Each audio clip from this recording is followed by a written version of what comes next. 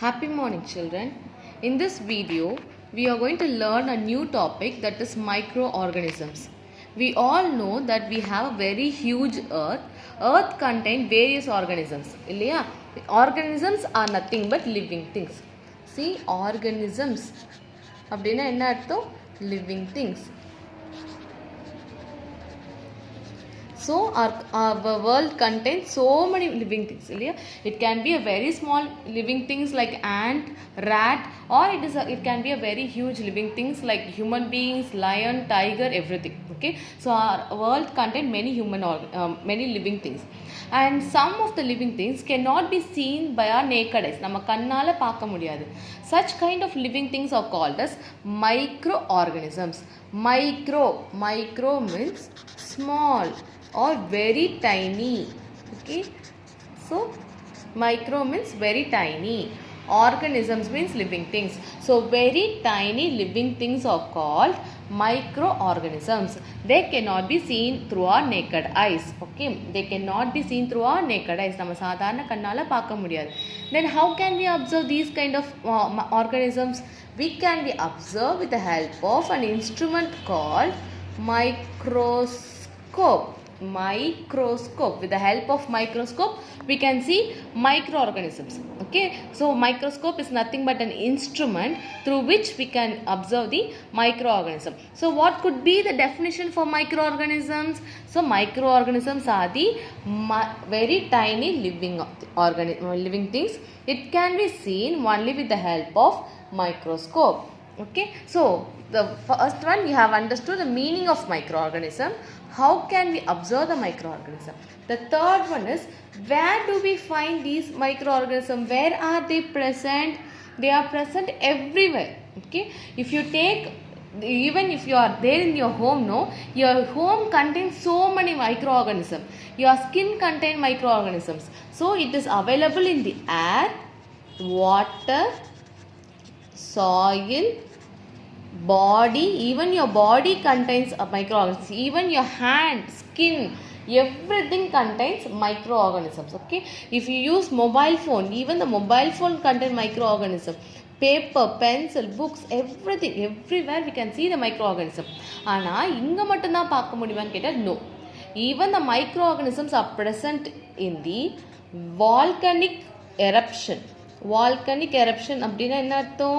எரிமலை இருக்குது தெரியுமா? அந்த எரிமலை குழம்புன்னு தெரியும் இல்லைப்பா, அது எவ்வளோ ஹாட்டாக இருக்கும். ஆனால் the micro organisms can live even in such kind of hottest temperature. Okay, ஒரு ஐஸ் கோல்டு ஹேபிட்டட்ஸ் இருக்குது, ரொம்ப அந்த சில்லுன்னு இருக்குது, அதால் போகவே முடியாது. அப்படி இருக்கக்கூடிய டெம்பரேச்சரில் கூட மைக்ரோ ஆர்கனிசம் கேன் லிவ்.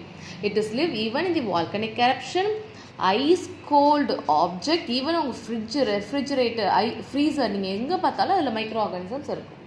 ஓகேவா? ஹாட்டஸ்ட் டெசர்ட், நமக்கு தெரியும்ல டெசர்ட் எவ்வளோ ஹாட்டாக இருக்கும். Even there the micro organisms are present. So micro organisms are present everywhere. Okay, it is not absent in any place. மனுஷங்களால் வாழ முடியாத இடத்துல கூட micro organisms can live. Okay, so it is present everywhere. So these microorganisms are of different types. Now we have understood the meaning, how we can see it, and where they are present. The fourth one is the types of microorganism. What are the types of microorganism? Nearly lakhs and lakhs of microorganisms are present. Okay, but all together we can classify the microorganisms as bacteria, protozoa, fungi, algae, and virus. These are the types of microorganisms: bacteria, protozoa, fungi, algae, and viruses. Bacteria is nothing but a very small microorganism. அது bacteria நம்ம சொல்லிடுவோம். Protozoas are nothing but amoeba. நீங்கள் குடிக்கிறீங்கல்லப்பா, பச்சை தண்ணி குடிக்கக்கூடாதுன்னு சொல்லுவாங்களே, ஏன் அப்படின்னு பார்த்தீங்கன்னா, பச்சை தண்ணியில், அதாவது நார்மலாக ஹாட் வாட்டராக இல்லாமல் நார்மலாக நீங்கள் எடுக்கக்கூடிய வாட்டர் பச்சை தண்ணியில் பார்த்தீங்கன்னா, it will be having amoeba. நிறைய கண்ணுக்கு தெரியாத அமீபா இருக்கும். Okay, they are called as protozoa. Next one is fungi. Sometimes நீங்கள் வீட்டில் இந்த லெதர் ஷூ, லெதர் பெல்ட் அதெல்லாம் பார்த்தீங்கன்னா ஒரு 4-5 மாதம் யூஸ் பண்ணலன்னு வச்சுக்கோங்களேன், you be having some white spongy things on belt and shoes. No, they are called as fungi. Even இந்த பிரெட் எல்லாம் பூர்ணம் பூக்குதுன்னு சொல்லுவாங்கல்லப்பா, இந்த பூர்ணம் பூக்குது is nothing but the fungal formation. Algae is nothing but passer. Okay, the passer in English it is called as algae. And viruses, even coronavirus, and you are all known about that, no? So these are all the types of microorganisms. So first we are going to discuss about the bacteria. Okay, so bacteria, so these are the characteristics of bacteria. Bacteria are microscopic. Microscope kadayadu, microscopic in size. That is, they are very small in size. Microscopic na romba small. Microscope அப்படினா அது instrument, microscopic அப்படினா very small in size. Okay, so bacteria are very small in size. They are free living or live in a colonies. They can be seen. ஒரே ஒரு bacteria மட்டும் தனியா இருக்கும், or நிறைய bacteria சேர்ந்து ஒரு colonies அப்படினா ஒரு குரூப்பாவும் இருக்கலாம். Okay, so it can be a free living or it can live in a colonies. The third one is, we all human beings need oxygen. நமக்கு மட்டும் இல்ல, all the living things. If you take a dog, cat, elephant, giraffe, everything, even plants need oxygen. But some of the bacteria only need oxygen. Many of the bacteria may not need oxygen. அப்போ oxygen நான் சொன்னேன் தெரியுமா, மனுஷங்களே வாழாத இடத்துல கூட பாக்டீரியாவால் வாழ முடியும். எப்படி? இந்த பாக்டீரியாவுக்கு ஆக்சிஜனே தேவையில்லை. நம்ம ஆக்சிஜன் எல்லாம் வாழ முடியுமா? No. But the bacteria can live even without the presence of oxygen. For example, spaceக்கு நாம போகும்போது நீங்க பார்த்திருப்பீங்களா, we will be wearing the space suit. But the bacteria can live even in the space. Mars, Jupiter, நீங்க எங்க போனாலுமே you can see bacteria because it doesn't need oxygen. And they also need energy to move, no? So from where they get the energy in பார்த்தீங்கன்னா, they get the energy from various types of nutrition. அவங்க எங்க இருந்தாலும் nutrition எடுத்துக்கலாம். From the plants இருக்கலாம், plants அழுகி போச்சுனாலும் எடுத்துக்கலாம், நம்ம சாப்பிட்ற சாப்பாட்டிலேருந்து எடுத்துக்கலாம். அது வந்து வேற எதாவது இப்போ டீகம்போசஸ் சொல்லுவோம் தெரியுமா, இந்த மக்கி போன இலை, எலும்பு எது இருந்தாலுமே அதெல்லாம் they will take them as a nutrition. So these are the 4 characteristics of bacteria. Now we are going to discuss about the useful bacteria. Okay, uses of bacteria. So the first one, நம்ம பாக்டீரியாவை எங்கெங்கெல்லாம் use பண்ணுவோம்? The first one is the decomposers. The bacteria act as a decomposers. இப்போ சில decomposers is nothing but மக்க வைக்கிறது. Okay, மக்கி போயிடும்ல சில பொருட்கள்லாம், அதுக்கெல்லாம் என்ன காரணம்னா பாக்டீரியாஸ் தான். ஓகே, சம்டைம்ஸ் இப்போ உங்கள் வீட்டில் இருக்கிற தோட்டத்தில் இருக்கக்கூடிய இலைகள்லாம் நீங்கள் க்ளீன் பண்ணலைனா கூட after sometimes no it will becomes very tiny in nature. அது மண்ணோட மண்ணாக மாறிடும். அந்த காஞ்சு போன இலைகள் கூட மண்ணோட மண்ணாக மாறிடும். The reason is the bacteria are present in the soil. Okay, so the bacteria that are present in the soil decompose na magga vekkudhu. Okay, and these மக்கின பொருள்லாம் இருக்குது தெரியுமாப்பா, these are converted as a nutrition for the plants. இந்த மாதிரி மக்கினது கூட நம்ம எடுத்துகிட்டு போய் பிளான்ட்டுக்கு உரமாக போடலாம். Okay, so the bacteria are converting the dead organisms, அதாவது செத்து போன ஆர்கானிசம்ஸ் எல்லாத்தையும் it will decompose it and that will be given as a nutrition for the plants. The second one is a food industry. For example, for the preparation of pickles na ஊறுகாய், cheese, curd and vinegar. வீட்டில் sometimes இந்த fried rice அதெல்லாம் செய்யும்போது we will be using vinegar even to prepare the pickle. நம்ம ஊறுகாய் செய்யணும் கூட vinegar போடுவோம்ல. ஸோ இதெல்லாம் நமக்கு உருவாகணும்னா we need bacteria. பாக்டீரியா இருந்தால் மட்டும் தான் நமக்கு தயிர் எல்லாமே நமக்கு உருவாகும். For example lactobacillus. Okay, example கொடுத்துருக்கேன். Lactobacillus is a type of bacteria. இவங்க எங்கே இருப்பாங்க? மில்கில் இருப்பாங்க. நம்ம குடிக்கிற பாலில் இந்த பாக்டீரியா இருக்காங்க. இந்த பாக்டீரியா என்ன பண்ணும் அப்படின்னு பார்த்தீங்கன்னா, it will turn the milk into curd.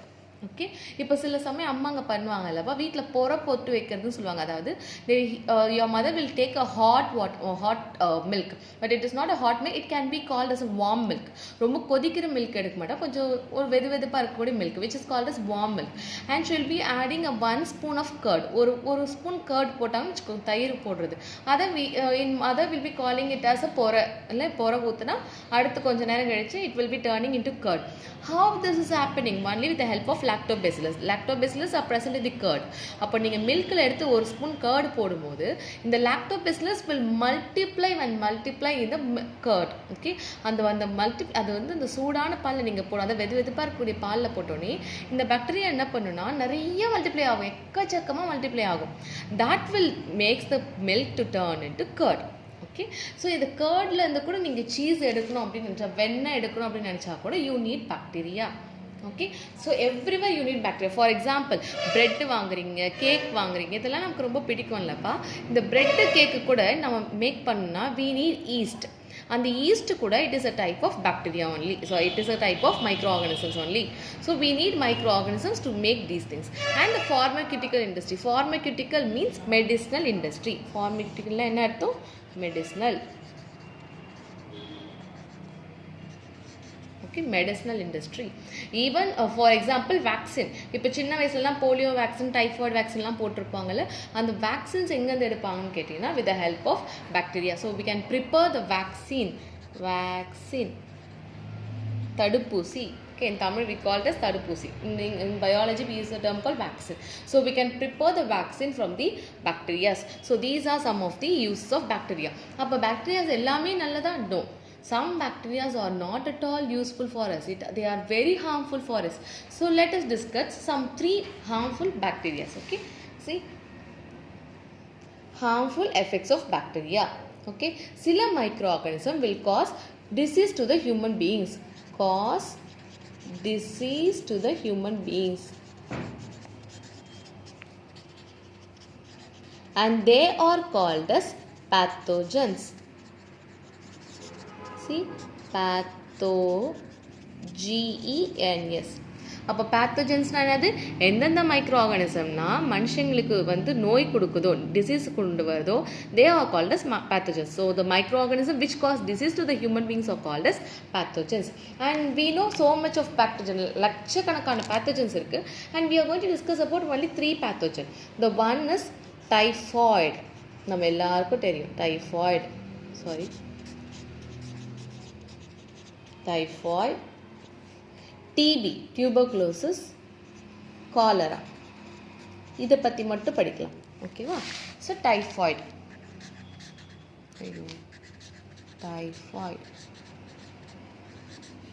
Fine. See, the typhoid இது யார் காஸ் பண்ணுறாங்கன்னு பார்த்தீங்கன்னா சால்மோனெல்லா டைஃபி. இது ஒரு டைப் ஆஃப் பாக்டீரியா. இந்த பாக்டீரியா தான் வில் காசஸ் தி டைஃபாய்டு. இந்த பாக்டீரியா வந்து எப்படி வரும்னு பார்த்தீங்கன்னா contaminated water and food. Contaminated water or food.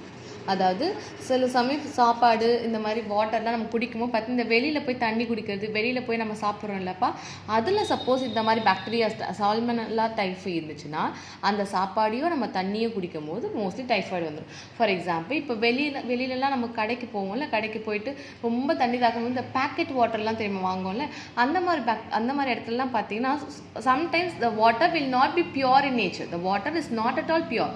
அப்போ அப்படிப்பட்ட இம்பியூர் வாட்டர் நீங்கள் குடிக்கும் போது the child may get the typhoid.